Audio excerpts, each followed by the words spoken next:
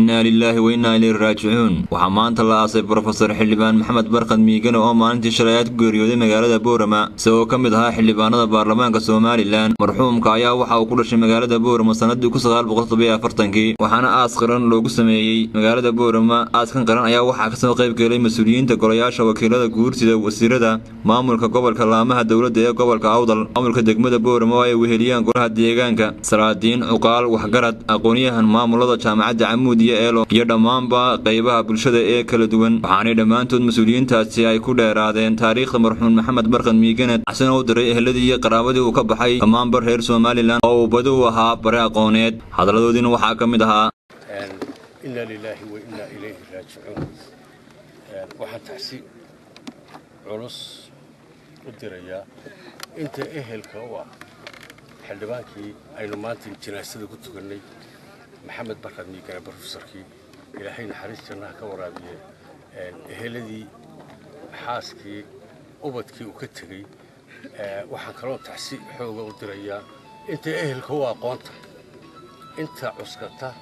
buuga iyo qalinka intii uu wax baray محمد برقد ميغان annagu iskulaas baan ahayn isku markaan secondary ayaan ku wareegay secondary ku wareegay markii dambana isku guddi baan ahayn gudoomiyuu noo ahaa in wanaagsan buu ahaa in raxmad badan buu ahaa in aan dadka ka qaloon buu ahaa aad baan u garan in badan martay waan ninaan isku daahayn baan ahaa marka waxaan leenahay ilaahay simri man allah inaga siiyo inna lillahi wa inna ilayhi raaji'uun kullu nafsin dhaa'iqatul maut ilaahay ha u raxmado naxariistiisa iyo ridihiisa ku aamino oo ku qaabilo walaalkeen المرحوم بروفيسور محمد برقد ميغاني وأن ساكا هالكان آسكيسي ومدر غير سوماليين ودان isugu timiday xubin weyn oo ka baxday golaha wakiilada Soomaaliland xubin weyn oo ka baxday aqoonyahanka Soomaaliland xubin weyn oo maalinka maanta ka baxday aasaasayashii qarannimada Soomaaliland ilaahay ha u raxmado walaalkeen بروفيسور محمد برقد ميغاني qaranka Soomaaliland iyo qoyskii iyo qaraabadii iyo ehelkiisina samir iyo iimaan wayna ilayhi raaji'uun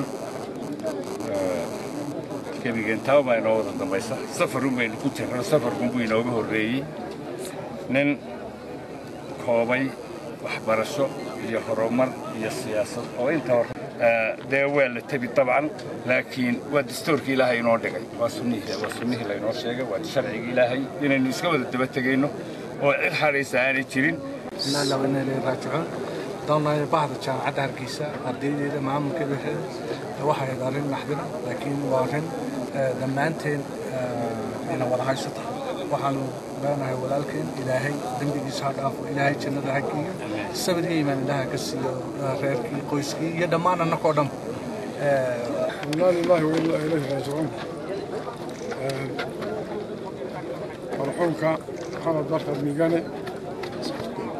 إلهي نحريستي جناها كورابيو إهلديسينا سمري إيمانا نغسي waxaan tacsiyeenayaa eheladiisa waxaan ka tacsiyeenaynaa baxdii waxbarasho muddada dheer ka soo shaqaynayay الله نحرسته محمد برقد ميغاني أنا طبعاً أنا صاحب قاريها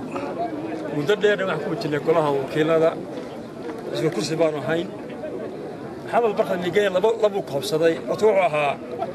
isaga in kale waxa nimanka ugu cilmi dheeraha xagga golaha wakiilada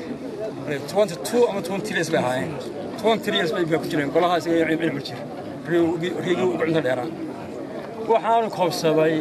xagga dee waxbarista ardayda cilmiga sayniska muddo dheer buu ku jiray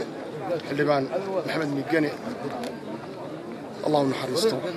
إلهي نحرسته الله كورابيو إهلدي وكيا قرابي كتير سبيري مع الله كسيو ضمان مدرسة الصومالية سبيري مع الله كسيو إنا لله وإنا إليه راجعون ما أنت هلك واحد نشوفنا آسكي الله نحرسته مرحوم محمد برقد ميغاني وحمال لقنا نسجري آسكي سبان نشوفنا مرحومكو رونهانتي وهوها qof aan la ilaawi karin marxuumku waxa dadkii ka soo qayb qaatay nabadeynta markii beelaha la heshiisiinay dadkii ka soo qayb qaatay buu ahaa marxuumku wuxuu ahaa xildhibaanadii ugu horreysay ee gala baarlamaanka Soomaaliland ilaa maanta la ku jiro inta uu ku jirana waxa lagu xusuustaa dulqaadka iyo dadku adeega iyo sida xishmadda leh ee uu dadka u tixgelin jiray. إنا لله وإنا إليه راجعون. محمد برخد ميقنة oo geeriyooday taxdidiisii weeye halkan joognaa qabriga dushiisii ilaahay samir iyo iimaan hay naga wada siiyo eheladiisii khaas ahaan samir iyo iimaan Allah ka siiyo kubadkiisii iyo ehelkiisii iyo aqrabkiisii iyo ooriyihiisii Allahu naxariisto inna lillahi wa inna ilayhi raaji'uun Allahu naxariisto ilaahay qabrigii qiyaamaha أو سهل إلهي إذا تركض أنا الله ينقى أقبل إلهي أقبل إستقى كيني الله هذا كيني أقبل سيدا وحوها لين وحوها هدينا هذو ومدى يبدو مسوش شقيين انتو تبابري أرضي إذا ما انتو وحبري بابا أما قرآن هبرا أما علمك لا هبري يا عيدا كبضا waxaan halkan tacsi tiiraaniyada aan laga direynaa xildhibaan maxamed barkad miigane oo leenahay dhammaan qoyskiisa iyo qaraabadii uu ka tagay samiriyeem ayaa naga siiyo dhammaan dadka Soomaaliland oo dhan samiriyeem Allah ka siiyo maanta waxaan joognaa aaskii professor xildhibaan maxamed barkad miigane xildhibaan xamaal runtii wuxuu ahaa aniga intaan siyaasadda soo gelin macalinkayga jaamacadda waxay dhigi jiray meelo badanna waxaan kaga faa'iideysan jiray lillahi wa inna ilayhi raaji'uun waxaan tacsiin jireynaa xildhibaan professor أحمد برخد ميقني حمال وهارنتي nin taariikh kula gobolka Soomaaliland ilaahay jannatu firdawsa ka waraabiyo ehelkii qaraabada iyo asxaabtii oo ka baxay baarlamaanka Soomaaliland iyo dhamaan inna lillahi wa inna ilayhi raaji'uun cid walba horta oo adduunyadan ilaahay keenay isagaana qaadanaya waxaan maanta halkan u joognaa aaskii xildhibaan maxamed barkad miigane Allah u naxariisto